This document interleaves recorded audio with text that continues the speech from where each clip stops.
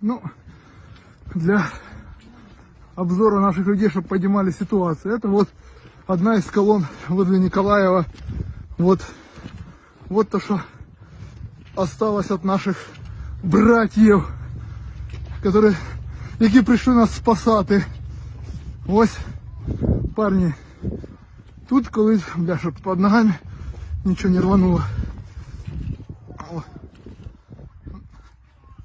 Вот пушечки.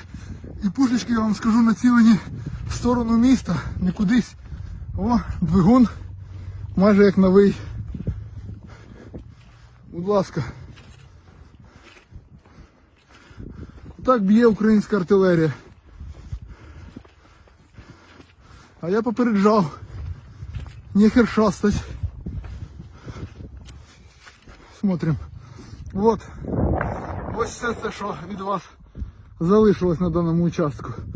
А гаубиці наші тепер і будуть стріляти по вам, хлопці.